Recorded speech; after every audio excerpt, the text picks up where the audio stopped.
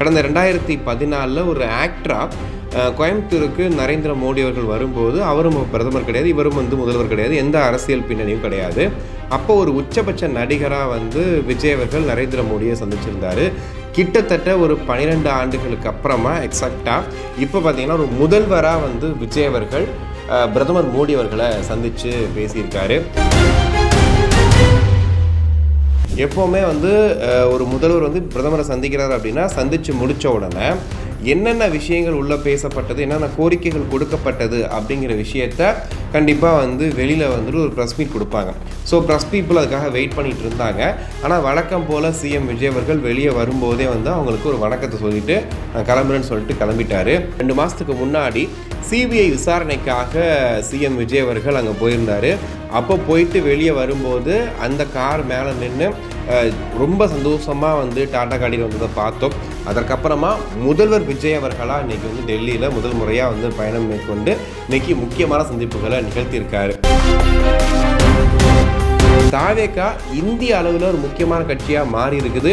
இப்போ இந்த டெல்லி பயணத்துக்கு அப்புறமா பார்த்தீங்கன்னா அடுத்தது ஒரு கேரளாவுக்கு போகும்போதும் சரி, வரப்போகிற நாடாளுமன்ற தேர்தலையும் சரி, உள்ளாட்சி தேர்தலையும் சரி, எல்லா இடங்களையும் தாவேகா முத்திரை பதிச்சுன்னு அப்படின்னு வச்சுக்கிட்டோம் வச்சுங்களேன், கண்டிப்பாக தாவேகா இந்தியாவிலேயே ஒரு முக்கியமான கட்சியாக மாறிடும்.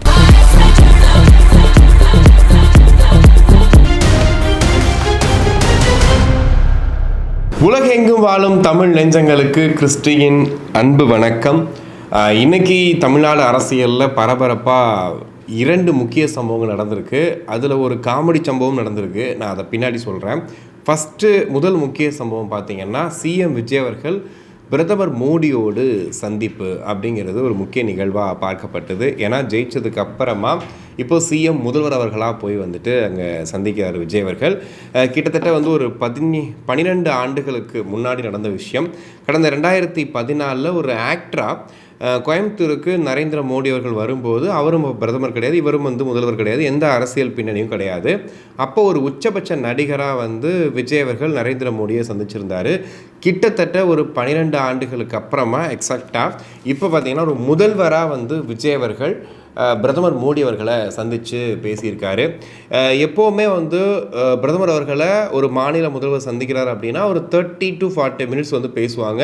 இன்கேஸ் அவங்க எதிர்கட்சியாக இருந்தால் கூட அந்த சந்திப்பு நிகழும் அப்படின்னு சொல்லுவாங்க. ஆனால் வெறும் 10 நிமிஷம் மட்டும்தான் சந்திப்பு நடந்திருக்கு. அதுவே ரொம்ப ஆச்சரியமாக இருக்குது. அந்த சந்திப்பில் மேகதாது அணை, தமிழ்நாட்டோட வளர்ச்சி திட்டங்கள் குறித்து நிறைய கோரிக்கைகளை விஜய் அவர்கள் வச்சு தான் சொல்கிறாங்க. குறிப்பாக தமிழ்தாய் வாழ்த்து முதல்ல ஒலிக்கப்படணும் எல்லா அரசு விழாக்களிலும் அப்படின்ற கோரிக்கையும் திரு சிஎம் விஜய் அவர்கள் வச்சதாகவும் சொல்கிறாங்க. ஸோ இது 3 பிரதானமாக இருந்துச்சு அப்படின்னு.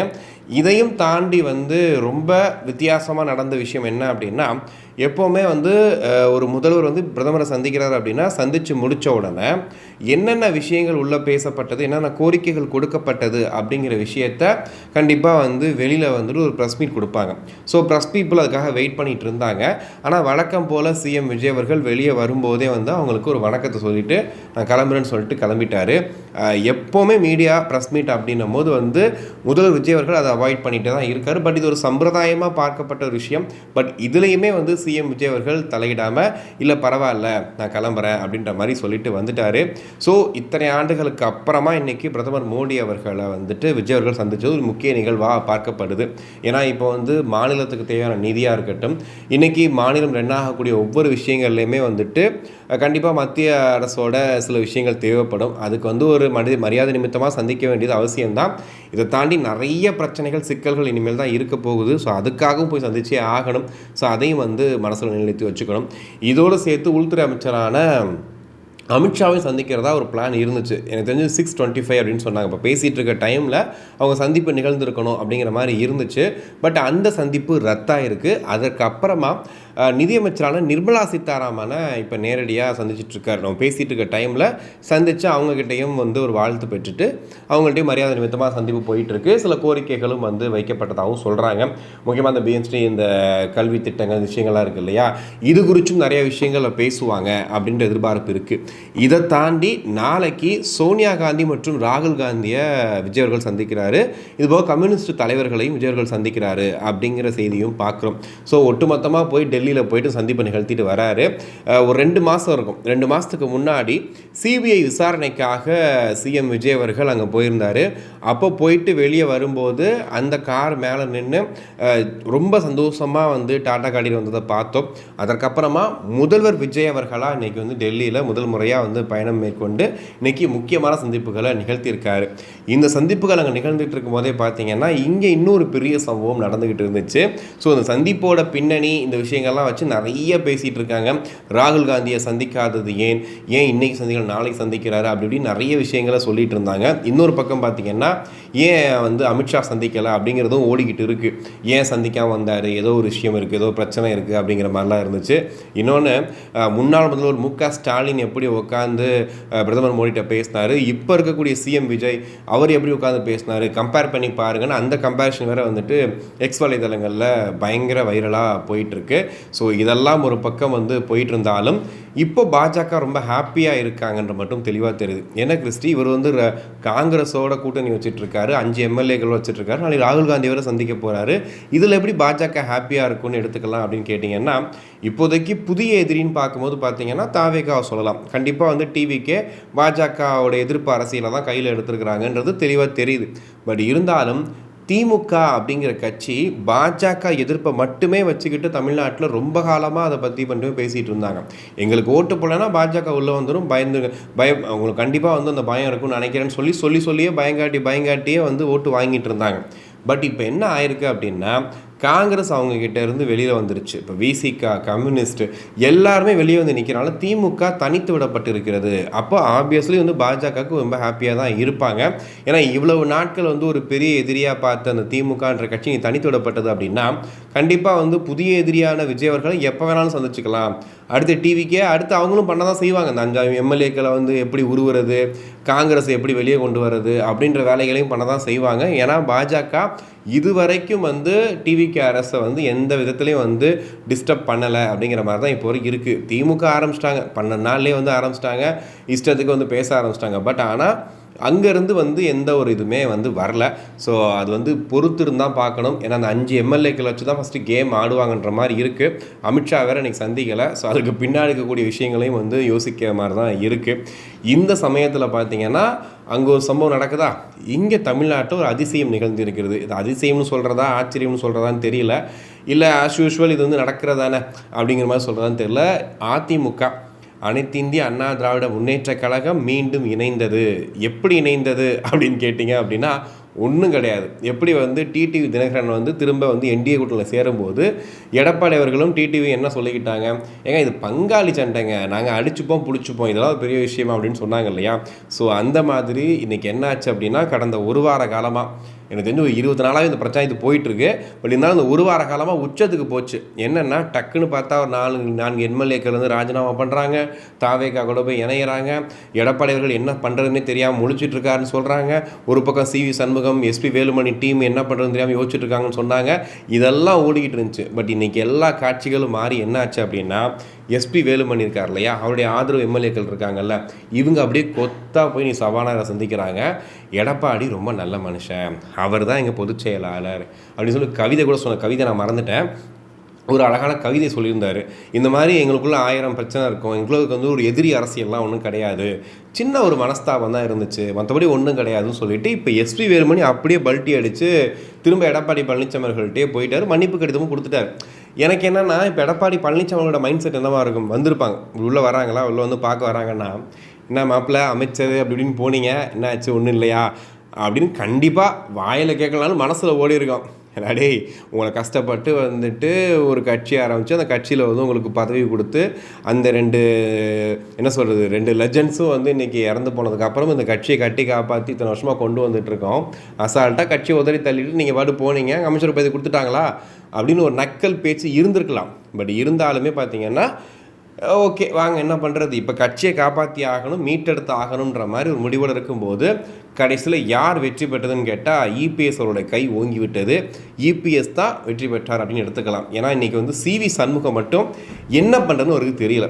டோட்டலாக வந்து என்னென்னா ஒரு பக்கம் வெளியே கூட்டிகிட்டு வந்தோம், இப்போ எஸ்பி வேலுமணியும் பிச்சுக்கிட்டு போயிட்டார், இப்போ இவர் மட்டும் வச்சுக்கிட்டு என்ன பண்ணுறது அப்படின்னு சொல்லிட்டு அவரும் யோசிச்சுட்டு தான் சொல்கிறாங்க.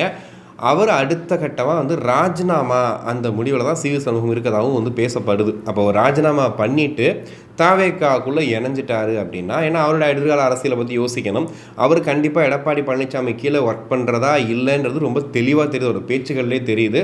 ஸோ அவரும் வந்துட்டார் அப்படின்னா, ஸோ ஒரு 5 எம்எல்ஏக்கள் ரெடியாக இருக்காங்க.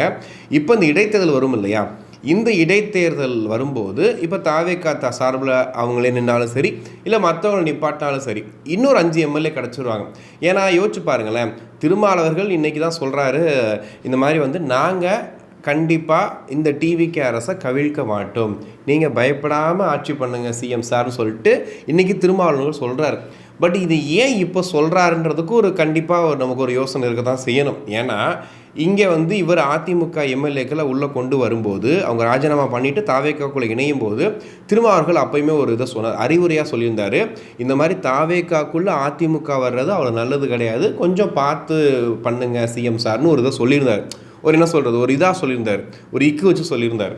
ஆனால் விஜய் அவருடைய இது என்ன, ஒரு மாஸ்டர் பிளான்னே வச்சுக்கலாம். என்ன செஞ்சுருக்காரு அப்படின்னா, இப்போ உங்களை சேர்த்ததுக்கு ஒரு அச்சுறுத்தல் இருக்குது, இதை தாண்டி அங்கே திமுகவில் இந்த ஆட்சி இன்னும் ஒரு 6 மாதத்தில் கலைஞ்சிரும், கவலைப்படாதீங்க, நம்ம தயவில் தான் ஆட்சின்னு சொல்லி அவங்க வேற வந்து சிஎம் விஜயோட ஈகோ வந்து ட்ரிகர் பண்ணிட்டே இருக்காங்க.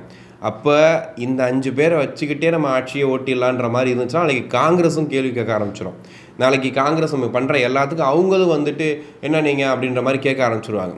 விசிகாவும் கேட்கும். ஆக்சுவலி என்னென்னா, ஏன் திமுக வந்து இந்த கூட்டணி ஆட்சிங்கிற விஷயம்லாம் ஒத்து வராதுன்னு சொல்லிச்சுங்கிறது இப்போ தான் புரியுது. ஏன்னா இவங்க கூட்டணியில் வந்து உட்காந்துட்டாங்க அப்படின்னா இவங்க எட்ஜஸில் உட்காந்து, அதாவது பார்த்தீங்கன்னா 118 118 இருக்காங்க. ஸோ அந்த கணக்கு கரெக்டாக இருக்கும்போது என்னைக்காக இருந்தாலும் இது ஆபத்தாக தான் முடியும். நாளைக்கு வந்து அவங்க போர்க்கொடி தூக்கிட்டாங்க அப்படின்னா நமக்கு வந்து பிரச்சனையாருன்றதுக்காக தான் ஒரு 5 பேக்கப் போட்டு வச்சுக்கலான்றதுக்காக இப்போ ஒரு 4 எம்எல்ஏ இறக்குனதாகவும் சொல்கிறாங்க. அது குதிரை பேரம் இதெல்லாம் தாண்டி அவங்க வரணும்னு ஆசைப்படும் போது நீ ராஜினாமா பண்ணிட்டு வந்துரு அப்படின்ற மாதிரி சொன்னதுக்கு அப்புறமா வந்துட்டு இன்றைக்கி அவங்க வந்திருக்காங்க. நேற்று டிபேட்டில் கூட சைதை சாதிக் கேள்விப்பட்டிருப்பீங்க, திமுகவுடைய ஒரு முக்கியமான பேச்சாளர் அப்படின்ட்டு. அவர் என்ன பண்ணுறாரு, தந்தி டிவியோட டிபேட்னு நினைக்கிறேன், அப்போ வந்து அசோக் வர்ஷினி மேம் தானே ஆங்கருங்க, அவங்கள்ட்ட சொல்லிகிட்டு இருக்கார், உங்களுக்கு வெக்கமா இல்லையா, கீழ் ஃப்ளோரில் வந்துட்டு சைன் பண்ணி எம்எல்ஏ பதவியை ராஜினாமா பண்ணிட்டு மேல் ஃப்ளோரில் போய் வந்து ஜாயின் பண்ணுறதுக்கு வெக்கமா இல்லையா, தாவேக்கா அரசுக்கு வெக்கமா இல்லையான்ற மாதிரிலாம் கேட்டுட்ருக்கார். அவங்க ஒரு கேள்வி மட்டும் கேட்டுக்கிறேன் சார் உங்ககிட்ட அப்படின்னு சொல்லி கேட்குறாங்க. என்ன கேள்வி அப்படின்னு கேட்டிங்கன்னா, ஓபிஎஸ் வந்து அவர் பதவியை ராஜினாமா பண்ணிட்டு தான் அவங்கள்ட்ட வந்து சேர்ந்தார், அப்போ அது என்ன அப்படின்னு ஒரு கேள்வி கேட்டாங்க. ரொம்ப ஆஃப் ஆகிட்டார் அப்படியே. ஏன்னா அதுக்கப்புறம் அவரால் பேச முடியல. ஏன்னா திமுக இதை செய்யும்போது அது ரொம்ப சாதாரண விஷயமாக பார்க்கப்படுது. பட் ஆனால் தாவேக்காவோ அதிமுகவோ செய்யும்போது அது ஒரு பெரிய கொந்தளிப்பாக வந்து காட்டுறாங்க. ஏன்னா அரசியல்னு வந்தாச்சு. இப்போ வந்து சிஎம் விஜய் அவர்கள் என்ன தான் சொன்னாலும் அவர் அரசியல்வாதி ஆயிட்டார். அப்போ என்ன பண்ண முடியும், ஒரு அரசை வந்து அவர் கட்டுக்கோப்பாக கொண்டு போகிறதுக்கும் அடுத்த 5 ஆண்டுகள் அவர் ஆட்சி பண்ணுறதுக்கும் இந்த மாதிரி விஷயங்கள் நடக்க தான் செய்யும். அப்போது ஒரு ஆஃபராக வரும்போது என்ன பண்ண முடியும், இழுத்து போட்டுக்கோ அப்படிங்கிற மாதிரி தான் இருந்துச்சு. ஸோ இப்போ வந்து சிவி சண்முகமும் சேர்ந்துட்டார் அப்படின்னா கண்டிப்பாக அந்த தொகுதியும் வந்து காலியான தொகுதியாக அறிவிக்கப்படும், இடைத்தேர்தல் வரப்போகுது. அப்போ அந்த இடைத்தேர்தலை ஜெயித்ததுக்கப்புறம் தாவேக்காவை எம்எல்ஏக்கள் லிஸ்ட்டாகவே வந்துட்டு பெரும்பான்மையோடு இருக்க போகிறாங்க. அப்போது இந்த விசிகா நிலைமை என்ன, கம்யூனிஸ்ட் நிலைமை என்ன அப்படிங்கிறது தெரியல. ஆனால் அவ்வளவு சீக்கிரம் எனக்கு தெரிஞ்சு ஒரு வரலாற்று சிறப்புமிக்க அமைச்சரவைன்ற அளவுக்கு பேர் வாங்கின தாவேக்கா அரசு விசிகாவையோ காங்கிரஸையோ அமைச்சரவையிலேருந்து வெளியே அனுப்ப மாட்டாங்க அப்படின்னு நம்பலான்னு நினைக்கிறேன். என்ன முடிவு எடுக்க போகிறாங்க, என்ன நடக்க போகுது அப்படிங்கிறத பொறுத்து வந்து பார்க்கலாம். ஒரு பக்கம் சொன்ன இந்த வெக்கமா இல்லையா அப்படின்ற மாதிரிலாம் கேட்டுட்டு இருக்காங்கன்னு இன்னொரு சம்பவம் நடந்திருக்கு. என்ன அப்படின்னா, சீமான் அவர்களுக்கு வந்து பார்த்திங்கன்னா ஒரு குழந்தை பிறந்திருக்கு. அந்த குழந்தைக்கு வந்து தாய்மாமன் சீர் எடுத்துகிட்டு வர்றது யாருன்னு பார்த்தீங்கன்னா அனிதா ராதாகிருஷ்ணன், முன்னாள் அமைச்சர் அனிதா ராதாகிருஷ்ணன் எடுத்துகிட்டு வராரு. அந்த பிஜிஎம்லாம் வச்சுட்டு வராங்க, மானூத்து மந்தையில் மாங்குட்டி பெத்த மயிலேன்னு சொல்லிட்டு. எனக்கு என்ன ஒரு கேள்வி தோணுது அப்படின்னா, இதே இது தாவேக்காலையோ இல்லை மற்ற கட்சிகள்லையோ இந்த மாதிரி நடந்துச்சுன்னு வச்சுக்கோங்களேன், அது பார்த்தீங்களா வெக்கமே இல்லாமல் வெளியில் அடிச்சுக்கிறாங்க, உள்ளே சேர்ந்துக்கிறாங்க, இவங்கெல்லாம் கூட்டாளிகள் அப்படி இப்படின்ற மாதிரிலாம் பேசியிருப்பாங்க. ஆனால் இவங்களுக்கு நடந்தால் மட்டும் அது அரசியல் மாண்பு இல்லையா, நம்ம பண்ணணுமா இல்லையா, ஒரு அரசியல் மாண்பு, ஒரு நாகரிக அரசியல், அதனால் வந்து சேர்ந்து வந்தாங்க அப்படிங்கிற மாதிரி சொல்லியிருப்பாங்க. உண்மையிலேயே அதை பார்க்கும்போது டிஃப்ரெண்ட்டாக இருந்துச்சு. இவர் எப்படி இந்த ஃபங்க்ஷனுக்கு இந்த மாதிரி வந்துட்டுருக்கார் அப்படின்னு. ஓகே, வாட் எவர், அது அவங்க இஷ்டம், அவங்களுடைய ஃபேமிலி சம்மந்தப்பட்ட விஷயம். நம்ம ரொம்ப உள்ளே போய் வந்துட்டு இதை பேசணுன்ற அவசியம் கிடையாது. பட் இருந்தாலும் இதில் வந்து பார்க்கப்பட வேண்டிய விஷயம் என்ன அப்படின்னா, மற்றவங்களை சொல்லும்போது வந்து நீங்கள் ஈஸியாக சொல்லிடுறீங்க, பட் உங்களுக்குன்னு வரும்போது மட்டும் வந்து ஏன் அப்படிங்கிற மாதிரி தான் இருக்குது. இதில் குறிப்பாக வந்து காரைக்குடியோட டிகே பிரபு அமைச்சர், கனிம வளத்துறை அமைச்சர் டிகே பிரபு ரொம்ப அதிரடியாக ஒர்க் பண்ணிகிட்ருக்காரு. குறிப்பாக பார்த்திங்கன்னா நிறைய கல்குவாரிகள் இன்றைக்கி வந்துட்டு அனுமதி இல்லாமல் செயல்பட்டுருக்கு அப்படின்னும் போதும் அதில் குறிப்பிட்ட அளவை தாண்டி வந்து அவங்க அதிகார வரம்பை மீறி வந்து செயல்பட்டுருக்காங்கன்னும் போது அதிரடியாக மூட உத்தரவு பிறப்பிருக்காரு. நிறைய இடங்கள்ல பார்த்திங்கன்னா மூடுறாங்க. இந்த கல்குவாரி பிஸ்னஸ் அப்படிங்கிறது நிறைய பேர் தெரிஞ்சிருக்கும். எந்த அளவுக்கு மணி விளையாடுற இடம் அப்படின்னு சொல்லிட்டு இஷ்டத்துக்கு, அதாவது ஒரு மலையை எந்த அளவுக்கு முடியுமோ அந்த அளவுக்கு உடஞ்சி எந்த அளவுக்கு முடியுமோ அந்த வளங்களை அள்ளி யார் யார் வீட்டோட பையோ நிரப்புது அப்படின்னும் போது இதுக்காக என்ன சொல்கிறது, அதுக்கான முறையான வரிகளோ முறையாக இவ்வளோ தான் பண்ணணுங்கிற அந்த அரசோட கட்டுப்பாடு எதுவுமே இல்லாமல் இஷ்டத்துக்கு போயிட்டு இருந்துச்சு. உண்மையிலே வந்து டிகே பிரபு அவர்கள் கண்டிப்பாக ஒரு நல்ல நடவடிக்கை எடுத்துகிட்டு இருக்காரு அப்படிங்கிற மட்டும் தெளிவாக தெரியுது. நிறைய விஷயங்கள் அவர்கிட்ட வந்து எதிர்பார்க்குறோம். நேற்று கூட வந்து பார்த்திங்கன்னா வீடியோ ஒன்று வைரல் ஆயிருந்துச்சு. அவர் ஏதோ ஒரு ஹோட்டலில் சாப்பிட்டுட்டு இருக்கும்போது ஒரு சின்ன பொண்ணு வந்து அவரை கட்டி பிடிச்சிட்டு ஒரு மாதிரி ரொம்ப எமோஷ்னலாக கண்கலங்களை தான் பார்த்தோம். இதை பார்த்துட்டு நிறைய பேர் என்ன சொன்னாங்க, ரீல்ஸ் போடுறதுக்காக தான் இவர் வந்து ஆட்சி பண்ணிகிட்ருக்காங்க, இங்கே வேறு இதெல்லாம் ஒரு விஷயமா, அப்போ ரீல்ஸ் போடுறதுக்காக பண்ணிகிட்ருக்காங்க அப்படிங்கிற மாதிரிலாம் பேசுகிறாங்க. ஆனால் விஜய் அப்படின்ற ஒருத்தர் மேலே வச்சுருக்கக்கூடிய அந்த அன்பு தான் அவர் கூட இருக்கக்கூடிய அத்தனை பேர் மேலேயும் வச்சுருக்காங்க மக்கள். அதற்கான சான்று தான் அந்த பொண்ணு வந்து கட்டி பிடிச்சி அழுத விஷயம். ஆனால் அதை வந்து அதையும் ரீல்ஸ் பண்ணுறதுக்காக தான் அந்த ஆட்சி நடத்துகிறாங்க, ரீல்ஸ் பண்ணிகிட்டு இருக்காங்க அப்படின்னு. ரீல்ஸ் பண்ணாலும் போய் கேள்வி கேட்குறாங்கல்ல, இத்தனை கனிம வளத்துறையில் இவ்வளோ பிரச்சனை நடந்துகிட்ருக்குன்னு போய் கேள்வி கேட்குறாங்கல்ல, இத்தனை வாட்டி நடந்திருக்க அந்த விஷயம், அதையாவது பார்க்கணுமா இல்லையா? ஸோ அந்த விஷயத்தையும் பார்க்குற மாதிரி தான் இருக்குது. இதெல்லாம் தாண்டி பார்த்திங்கன்னா வெறும் 15 நாட்களில் வந்துட்டு என்ன மாற்றத்தை கண்டுட்டீங்க. அதாவது விஜய் அவர்கள் ஆட்சி அமைச்ச உடனே இன்றைக்கி வந்து தமிழ்நாடு சிங்கப்பூராக மாறும்னு சொன்னீங்களே, எங்கே மாறி இருக்குது அப்படிங்கிற மாதிரி சில கேள்விகளை பார்க்குறோம், சமூக வலைதளங்களையும் பார்க்குறோம். இதில் குறிப்பாக திமுக இதை வந்து அழகாக கம்யூனிஸ்ட்டில் சண்முகம் அவர்கள் ரொம்ப தெளிவாக, ரொம்ப என்ன சொல்கிறது, நெத்தியில் அடித்த மாதிரி பேசியிருந்தார். அந்த வீடியோவை நீங்கள் பார்த்துருந்தீங்கன்னா தெரிஞ்சிருக்கும். நான் எடிட்டர் வேணால் போட சொல்கிறேன். அதில் தெளிவாக சொல்லியிருந்தார், திமுக 6 மாதங்களுக்கு தாவேக அரசை எந்த டிஸ்டர்பும் பண்ண மாட்டாங்க அப்படின்னு சொல்லி கண்டிப்பாக மு.க. ஸ்டாலின் பேசியிருந்தார். பேசிட்டு பட் இவங்க நடந்துக்கிற விஷயங்கள்லாம் பார்த்திங்கன்னா ஒரு பயிர்க்கடன் தள்ளுபடி அப்படின்னும் போது அதில் உண்மையாக சொல்லப்போனால் விவசாயிகள் ஏமாற்றப்பட்டிருக்கிறார்கள். நம்ம வீட்லேயும் சரி, எதிர் வீட்லேயும் சரி, எல்லா இடங்களையும் நம்ம பார்க்கக்கூடிய நம்ம சொந்தக்காரங்க இருப்பாங்க இல்லையா, அவங்கள விவசாயிகளுக்கு கூட வந்து பாதிக்கப்பட்டிருக்காங்க. ஏன்னா அவங்க சொன்னது 5 ஏக்கருக்கு மேல் 100% தள்ளுபடின்னு சொன்னாங்க. பட் என்ன ஆச்சு அப்படின்னா ஒரு 40,000 20,000 அப்படின்னும் போது கண்டிப்பாக அது ஏமாற்றமாக தான் இருக்குது. இந்த விஷயத்தை அரசு கவனிக்கணும்னு சொல்கிற வரைக்கும் ஓகே. ஆனால் வந்ததுக்குள்ளே இத்தனை பாலியல் குற்றச்சம்பவம் நடந்திருக்கு, இவ்வளோ பிரச்சனைகள் ஆகிருக்கு, இந்த அரசு என்ன தான் பண்ணுது, தாவேக அரசு என்ன தான் பண்ணுது அப்படிங்கிற மாதிரி, அதாவது என்ன சொல்கிறது, ஃபுல் டார்கெட்டாக வந்து திமுக வந்து தாவேகாவை அடிச்சுட்டு இருக்காங்க. அதாவது பொறுப்பேற்ற கொஞ்ச நாள்லையே, அதாவது 6 மாதத்துக்கு அப்புறமா எதிர்கட்சி அரசியலை வந்து நம்ம பண்ணலாம், அது வரைக்கும் நீங்கள் கம்முன்னு இருங்க பிரச்சனைன்னு சொல்லி திமுக கூட்டணி கட்சிகளுக்கே மு.க. ஸ்டாலின் அறிவுறுத்திட்டு இப்போ இந்த மாதிரி நடந்துக்கிட்டு இருக்கிறது நியாயமான, அவங்க கூட்டணியில் இருக்கக்கூடிய, அதாவது இப்போ ஒரு கூட்டணியில் இருக்காரா இல்லையான்றது தெரியல, பட் கம்யூனிஸ்ட் கட்சியோட முக்கியமான தலைவரான சண்முகம் சொல்கிறாரு. அப்போது அந்த அளவுக்கு தான் இருக்குது. பட் ஆனால் வெறி கொண்டு தாக்குறாங்க, வெறி கொண்டு அடிக்கிறாங்க. இப்போ விசிகா வெளியே வந்திருக்கு அப்படின்னும் போது விசிகா ஒரு கண்டன ஆர்ப்பாட்டம் நடத்துகிறாங்க ஆராசாவுக்கு எதிராக.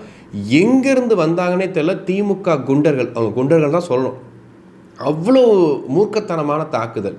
விசிகாவும் பதிலடி பயங்கரமாக கொடுத்துருக்காங்க. இன்றைக்கி ஃபுல்லாக சமூக வலைதளங்களில் விசிகாவுக்கும் திமுகவுக்கும் பயங்கரமான ஒரு வார் போயிட்டுருக்கு. இது எங்கே போய் இட்டு செல்லுது அப்படின்னு பார்த்தீங்கன்னா, ஒருவேளை இப்போ வந்து திருமாவளவர்களுடைய விசுவாசத்தை இன்னும் பாராட்டி ஆகணும். இப்போ வரைக்கும் அவர் வந்து எந்த ஒரு தூண்டி விடுற மாதிரியான எந்த விஷயத்தையும் அவர் பேசவே இல்லை. அவர் ரொம்ப பொறுமையாக அதை கையாண்டுட்டு போயிட்டுருக்காரு. அவர் நினச்சிருந்தாரு அப்படின்னா இன்றைக்கி திமுக விட்டு நாங்கள் வெளியே வந்ததுக்கு இதான் ரீசனுங்க, இதான் பிரச்சனைங்க, என்னங்க எவ்வளோ நாளுங்க அடிமையாக வச்சுப்பீங்கன்னு சொல்லி ஒரு கேள்வி கேட்டார் அப்படின்னா அது வேறு மாதிரி விளைவுகளை ஏற்படுத்தும். கண்டிப்பாக விசிகாவுக்கு ஒரு கூட்டம் இருக்கு இல்லையா, அந்த கூட்டத்தோட உண்மையாக சொல்லப்போனால் ஒரு விசிகா தொண்டர் வீடியோ பேசினார், காலையில் நான் பார்த்துட்டு இருந்தேன். அதில் ரொம்ப சூப்பராக சொல்லியிருந்தார். ஒரு திமுக அனாதையாக்கப்பட்ட கட்சியாக இருந்த கட்சியை நாங்கள் இழுத்து எங்கள் தோல் மேலே கொண்டு வந்து வச்சு நிப்பாட்டினோம், பட் இன்றைக்கி எங்களே போட்டு அடிக்கிறாங்க அப்படின்ற ஒரு வார்த்தையை வந்து கேட்டிருந்தார். ஏன்னா அந்த அளவுக்கு தான் இருக்குது. ஒரு கூட்டணியாக இருந்தது, தோழமை கட்சியாக இருந்த கட்சியை இந்த அளவுக்கு போட்டு மூர்க்கத்தனமாக தாக்குற அளவுக்கு முடியும் அப்படின்னா கண்டிப்பாக திமுகவால் தான் முடியும்னு சொல்லிட்டு விசிகா கட்சிக்காரங்களே வந்துட்டு அந்த அளவுக்கு வந்து சொல்லிகிட்டு இருக்காங்க. ஸோ அந்த மாதிரி தான் போயிட்டுருக்கு. நாளைக்கு ஒருவேளை வந்து ஒரு முடிவை மாற்றிக்கிட்டு விசிகா திமுக கூட சேரலான்னு நினச்சா கூட கண்டிப்பாக இந்த திமுக காரங்க சேர விடமாட்டாங்க. அப்படி தான் இருக்குது இன்றைக்கி டிபேட்ஸில் எல்லா இடங்கள்லையும் சரி. விசிகாவை ஒரு முழு மூச்சாக போட்டு அடிக்கிறது, காங்கிரஸை போட்டு கதற அடிக்கிறது. ஏன்னா எங்களை விட்டு போயிட்டீங்க அப்படின்னு சொல்லிட்டு அந்த அளவுக்கு மோசமாக ஒரு பிரேக்கப் ஆன காதலியை எந்த அளவுக்கு ஒரு பிரேக்கப் ஆன பையன் திட்டுவானோ அவ்வளோ மோசமாக வந்து திட்டிகிட்டு இருக்காங்க. அது எப்படி சொல்கிறது, ரொம்ப மூர்க்கமாக போகும்போது இது எதிர்கால அரசியலுக்கு என்னவாக போகுது அப்படிங்கிறது தெரியல.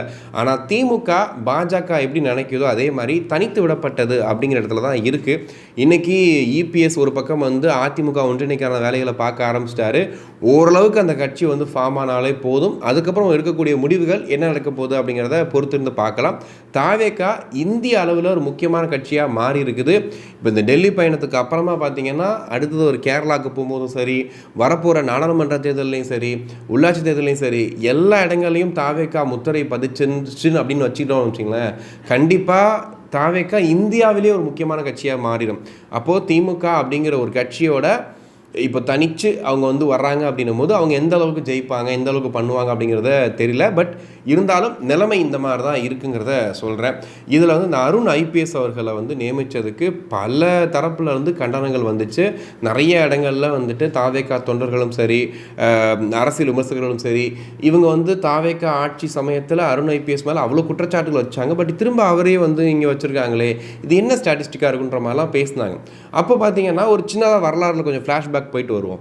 ஜெயலலிதா அவர்கள் என்ன பண்ணுவாங்க அப்படின்னா, கருணாநிதி ஆட்சி காலத்தில் செயல்பட்ட அதிகாரிகள், முக்கியமான ஐபிஎஸ் அதிகாரிகள் என்ன பண்ணுவாங்க, டக்குன்னு இவங்க ஆட்சிக்கு வந்ததுக்கப்புறம் இந்த கண்காணாத இடத்துக்கு அனுப்பிச்சிடுவோன்னு சொல்லுவாங்க இல்லையா, இல்லை தண்ணி இல்லாத காட்டுக்கு அனுப்பிச்சிடுவோன்னு சொல்லுவாங்க இல்லையா, அந்த மாதிரி வந்துட்டு ஒரு இடத்துல ஒரு டிபார்ட்மெண்ட்டில் போட்டு உட்கார வச்சுருவாங்க. ஆனால் அவங்க ஒரு டேலண்டான ஆஃபீஸராக இருப்பாங்க.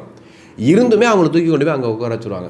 இதனால் என்ன ஆகும்னா, இவங்களுக்கு ஓகேயா இருக்க ஒரு ஆஃபீஸரை வந்து இங்கே உட்கார வைப்பாங்க. அவர் வந்து ஓரளவுக்கு நார்மலான ஆளாக இருப்பார்னு வச்சுக்கோங்களேன். அப்போ இந்த பிரச்சனை, சட்டம் ஒழுங்கு எல்லாமே வந்து அவங்க தலையில் தான் போய் விழுகும்.